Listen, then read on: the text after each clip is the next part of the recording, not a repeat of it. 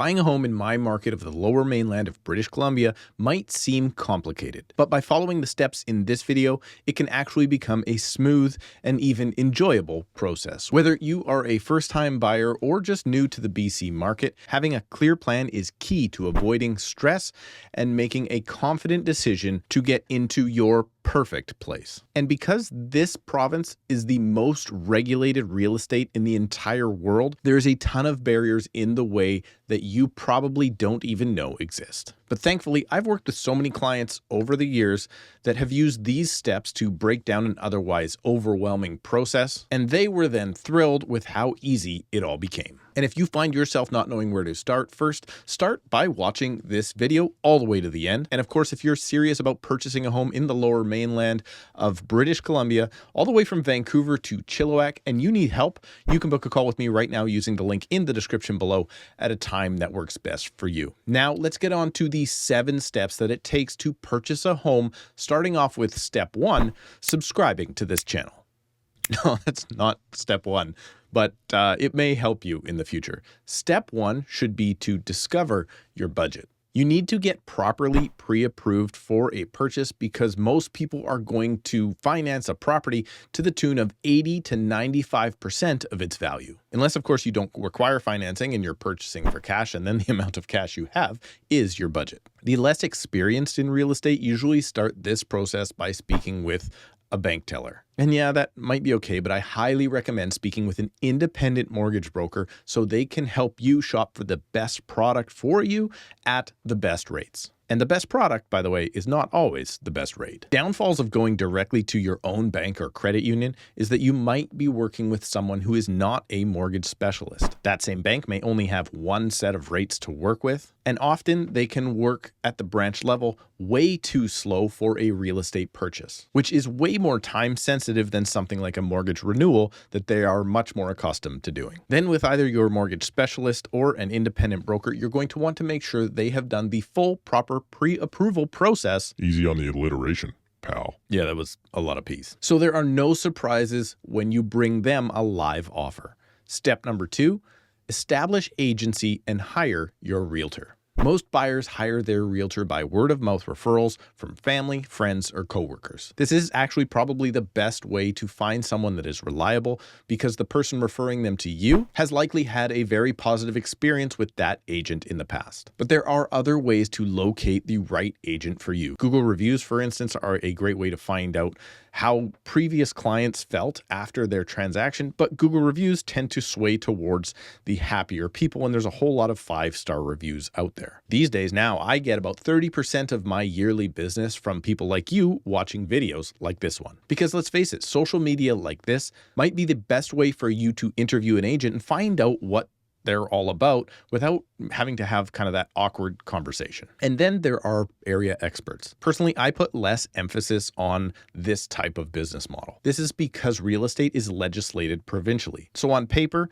the transaction can be very much the same anywhere in the province. And often the area expert is simply the person with the largest budget for bus benches or just the person who calls themselves the area expert. But in BC, you cannot hire the listing agent to work for you like you can in most parts of the world. So you either have to find your own agent to hire or go it alone as an unrepresented party to the transaction. And then at this point, very early on, you should have a conversation about how your agent will get paid and how much. Next up, you will want to determine and refine your criteria for buying. There are hundreds of thousands of properties spread across dozens of cities here in my market of the Lower Mainland. They come in all sizes, price points, and ages.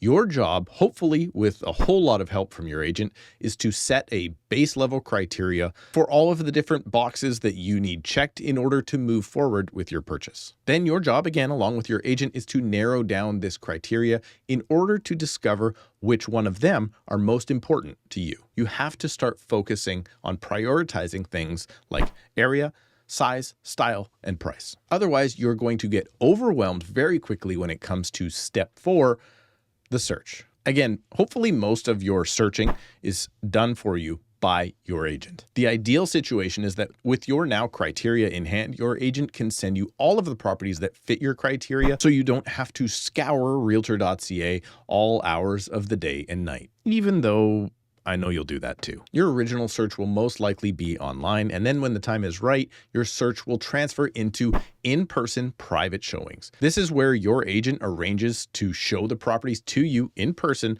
at a convenient time that works for you, and in a perfect world, has private time for you in each listing so you can, again, refer back to that criteria and make sure the home works for you. Normally, this will be in kind of short bursts, 3 to 5 properties at a time when the market is slow. But when the market is hot, you may have to drop everything at work in order to get into the property as fast as possible for that last minute showing before multiple offers happen, maybe first day on the market. And of course, if you don't find a home that's suitable on your tour, this step can repeat itself many times. But hopefully, only after refining step 3, your criteria, all over again, making sure you're not wasting time seeing houses that don't interest or fit your needs. Because your agent shouldn't be taking you to homes that you know aren't going to work for you, because that's just a waste of your time, the agent's time, and the time of the seller. But if you do find a home that does interest you, it's time to move to step 5, making an offer. Now, this is the part where you find out what your agent is really made of. So let's hope you picked well. Your agent should not only prepare the offer with all of the terms like price and dates as you would like them to be,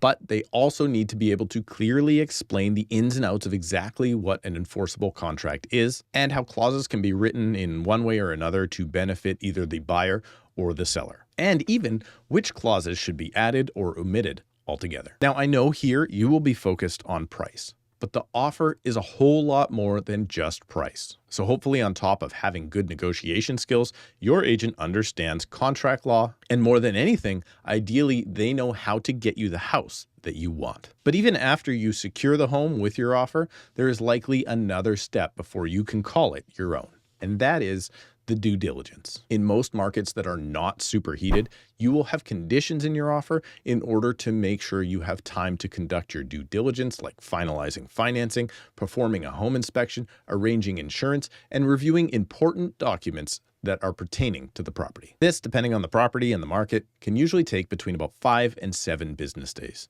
And once you have given the property the all clear, then you sign off on those conditions, remove the subjects, and pay the deposit, and voila, you bought a house. Well, mostly. Yes, this contract is what we call firm, but you are not the owner quite yet, and you're not paying the mortgage until you close on the property. You see, in your offer, you will have had to negotiate a closing date of usually somewhere between 30 and 90 days. So between subject removal or your due diligence until the closing date, you've got some work to do. You have to sign with the lender funding your mortgage, sign with the lawyer in order to get the deal closed, and arrange things like insurance, your internet, hydro, and gas. And then the day the money changes hands is the day that you actually own the home, and we call that the completion date. Soon to be followed, usually a day or two later, by possession. Yes, that's the day that you get the keys and you can finally move in and start getting on with your life. Now, this has been a quick guide to purchasing real estate here in the province of British Columbia. But if you are serious about buying and you want a much deeper understanding of the process that I have covered here today, please check out my complete guide to buying real estate in British Columbia. It covers everything that I have discussed here and a whole lot more in a ton more detail.